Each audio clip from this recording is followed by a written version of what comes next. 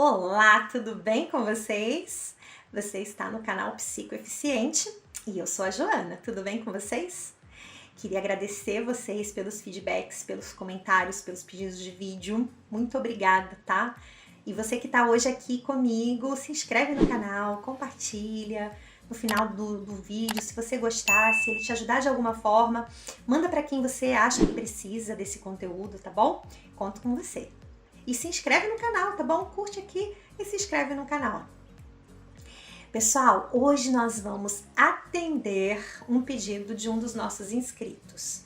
Um dos nossos inscritos, o Tobias Lopes, ele nos contou que um dos seus amigos está vivenciando uma situação de estresse pós-traumático, porque após ter vivenciado um trauma, hoje está com um comportamento, com uma dificuldade até mesmo de trabalhar. Então hoje a gente vai falar um pouquinho desse transtorno, as causas, as áreas afetadas, as áreas do cérebro afetadas, o que acontece com essa pessoa, por que isso acontece e o que a gente tem que fazer, né, para ajudar essa pessoa que sofre do TEPT. Primeiramente, a gente precisa entender o que é. O TEPT, na verdade, é uma resposta tardia a um evento traumático, uma incapacidade de diferenciar uma situação inofensiva do dia a dia de uma situação traumática real.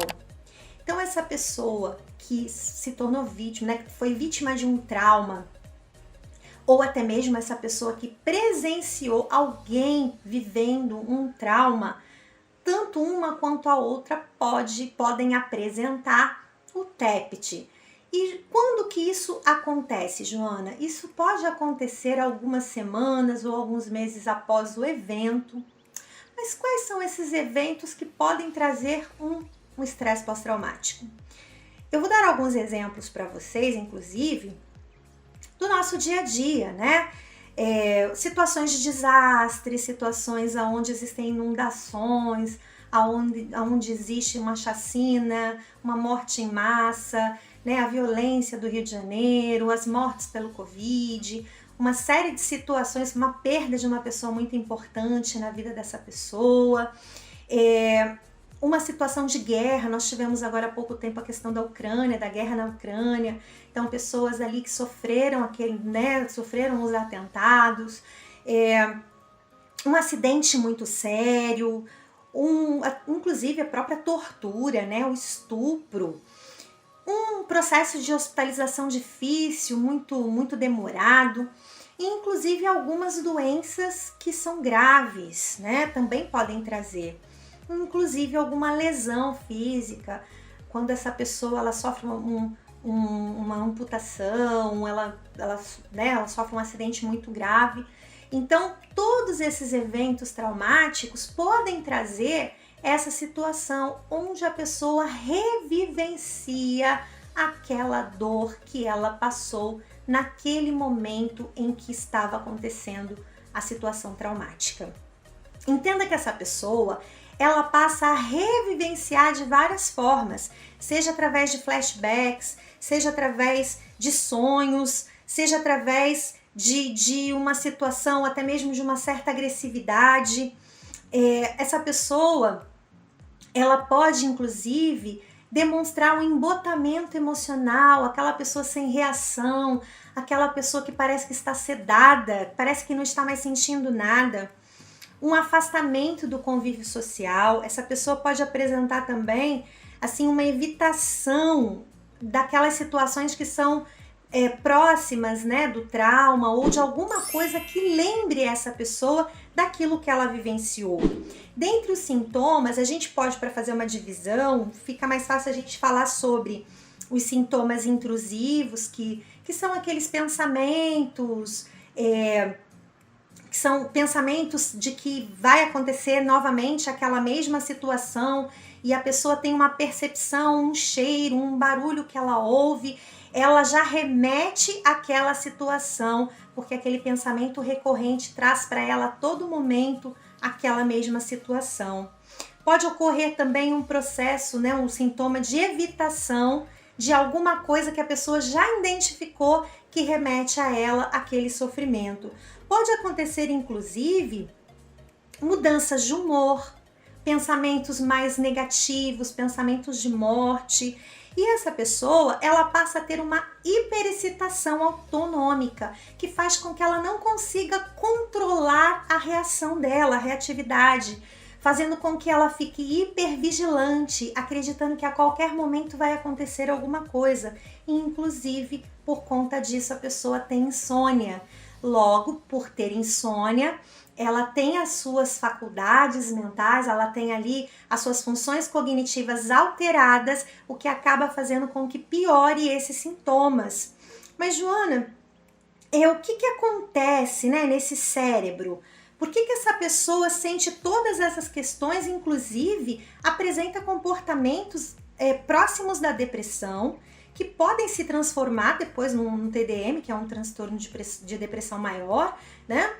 E são muito próximos, porque a pessoa passa a evidenciar aquele comportamento mais triste, a vida está em preto e branco, ela não tem mais alegria de viver.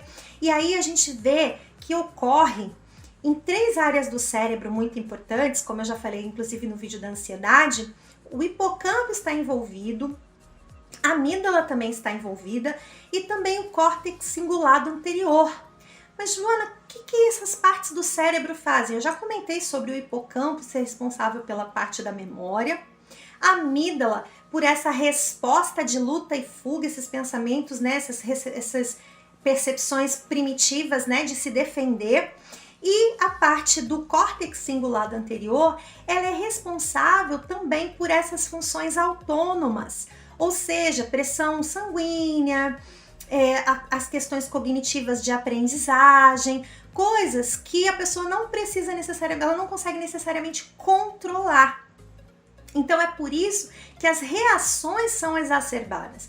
E aí muitas vezes a pessoa não consegue entender como uma pessoa tão boa, tão de boa, de repente se torna uma pessoa extremamente agressiva e irritável após o momento daquele trauma.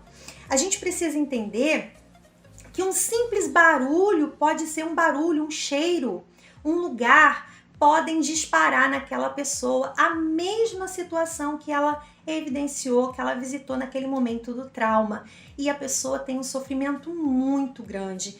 Esse córtex cingulado, né, ou melhor, o hipocampo, ele tem uma diminuição, fazendo com que essa pessoa tenha uma dificuldade de relacionar memórias novas e ela fica muito presa naquela situação traumática. Então, mas Joana, o que a gente pode fazer para ajudar uma pessoa que sofreu o estresse pós-traumático?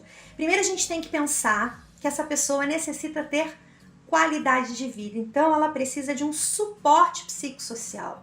Uma vez que ela apresenta essa condição, ela precisa ter o apoio até que ela consiga se fortalecer e dar conta dessas questões que ela tem essa dificuldade. Uma boa terapia cognitivo-comportamental vai trazer ferramentas não para que ela fique revisitando os traumas e contando novamente, revivendo, mas que ela possa criar novas ferramentas de vida com a condição que ela está vivenciando hoje. Inclusive uma proteção contra a situação traumática. Essa pessoa tem o direito de que ela seja vista e protegida dessa situação. Imagina uma criança que sofreu abuso. A gente percebe que existe uma situação recorrente, onde essa criança ela vai sendo revitimizada e punida por ela ter sido abusada. Isso pode trazer também o TEPT. Pode, como eu havia dito para vocês, é ligado à questão da ansiedade, e o TEPT pode acontecer em qualquer etapa da vida. A questão que vai trazer esse TEPT é a forma como essa pessoa compreende o mundo e através do trauma. Outra coisa importante da gente falar é que cada pessoa vivencia um trauma de uma forma diferente. 2 pessoas podem sofrer um abuso, seja abuso físico, seja emocional, seja sexual, mas as pessoas irão interpretar aquele estímulo de uma forma diferente, porque isso tem a ver com a história dessa pessoa. Mas existe esse histórico de pessoas que são revitimizadas, né? Então a gente precisa fazer o quê? Essa pessoa precisa ser cuidada, ela precisa fazer uso de medicação, ela precisa ser diagnosticada de uma forma assertiva, como eu disse anteriormente, pelo fato de ser um transtorno que ele aparece depois do trauma, um pouco depois. Muitas pessoas não fazem associação e elas acabam colocando tudo na conta ou da ansiedade ou da depressão, e faz-se necessário um diagnóstico assertivo para que essa pessoa tenha condições de voltar a ter uma convivência boa em sociedade, que ela tenha restauradas as suas funções ocupacionais, pessoais, de trabalho. Então, se você conhece alguém que vivenciou isso, está vivenciando, oriente ela a procurar ajuda. Ela tem direito disso, é importante, né, que se faça esse cuidado para que essa pessoa saia dessa situação. Até porque, como é uma situação que pode, inclusive, acabar virando um TDM, que é um transtorno de depressão maior, inclusive em alguns casos muito severos, a pessoa pode até chegar a tentar o suicídio, porque é uma dor muito grande.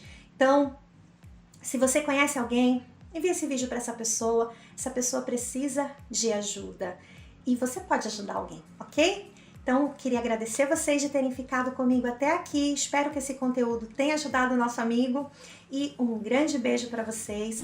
Curte aqui, comenta, compartilha, ajuda o nosso canal, tá bom, pessoal? E um grande beijo para vocês e até o próximo vídeo.